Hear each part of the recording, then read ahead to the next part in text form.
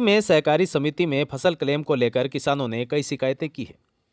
ताराचंद भाटी जांच अधिकारी ने कहा कि किसानों के बयान लिए गए हैं, नियमानुसार पूरी पारदर्शिता से जांच जारी है। जिसमें शिकायतकर्ता हरिराम ने कहा, मुझे कानून पर पूरा भरोसा है, न्याय मिलेगा। सुनील कुमार प्रबंधक ने कहा, फसल क्लेम ऋण संबंधित शिकायतें निराधार है, जांच में सत्यता सामने आ जाएगी।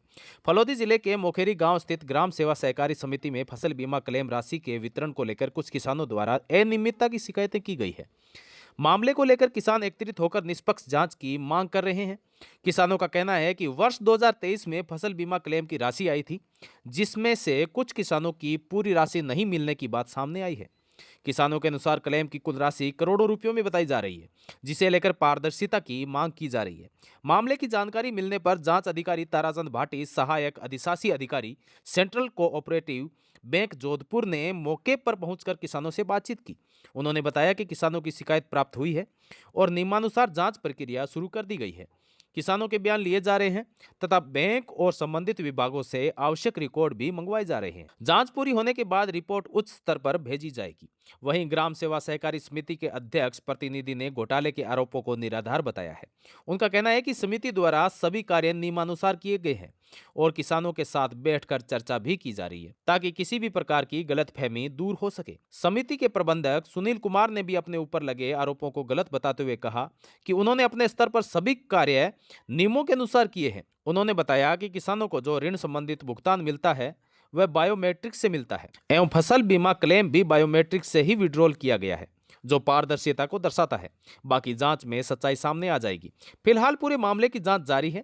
जांच रिपोर्ट आने के बाद ही स्पष्ट हो पाएगा कि शिकायतों में कितनी सत्यता छिपी हुई है। 1,23,000 दिया, 2 क्लेम आयो, वही महीने जात है तो हता ही दिनों पथे में कोर्ट में गया, 3 महीना कोर्ट में लग गया, 4 महीना हो गया। तो आपकी सुनवाई अभी तक नहीं हुई? पैसे मिले भी नहीं। मेरा ऑनलाइन करा दी के पैसा किसी दूसरे को आधा दिया है, 1,84,000 हुआ, जबकि मेरे को 87,000 का पेमेंट हुआ है, वो भी दूसरे आदमी ने किया है। और बैंक से मेरे को कोई जवाब ही नहीं मिल रहा। कोई तो बोल रहे आधा दे रहे हैं, सोसाइटी वाले बोल रहे हमारे बातचीत हुई है, लेकिन हमारे पास कोई सूचना थी नहीं। मैं तो यही कहना चाहता, हमारा जो बोर्ड बना हुआ है ना सर, ग्राम सेवा सहकारी समिति मोखेरी संचालन मंडल बना हुआ है, उनके देख रहे में ये सारा काम हुआ है। पैसे की लेन देन हुई है, सारे कुछ हो गए। और जो अभी हमारे अध्यक्ष जी ने बताया आपको, वो सही बताया उन्होंने। ये सुनील है तो ये तो हमारा नौकर है, ग्राम सेवा सहकारी समिति का नौकर है ये तो, ठीक है ना।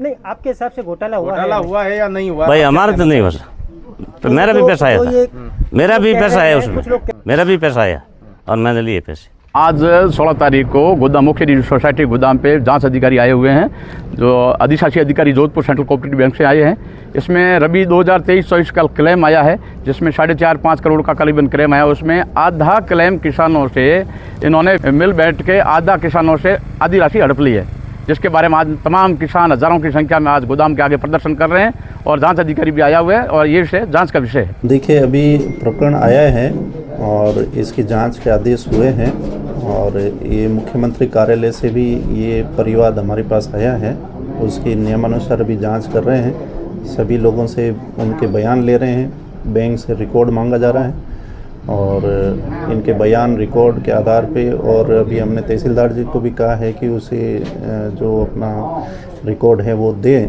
कि भाई कहाँ कहाँ पे ये आया है मुआवजा फसल क्लेम का। उसके आधार पे जो निष्पक्ष जांच होगी वो देख करके विभाग को और मुख्यमंत्री कार्यालय को पठाई जाएगी। सर, ये करीबन 400 लोगों के फसली बीमा का क्लेम आया था, तो लगभग सारों ने बायोमेट्रिक मेरे पास आके पेमेंट लिया था, मैंने सबको भुगतान कर दिया। तो जो भी पेमेंट हुआ है ऑनलाइन हुआ है, बायोमेट्रिक से पेमेंट होता है, उनकी सहमति से पेमेंट होता है, मेरे द्वारा कोई विड्रॉल नहीं किया गया है और सबको भुगतान किया गया है। इसमें कोई अनियमितता या भ्रष्टाचार होने की कोई संभावना ही नहीं है।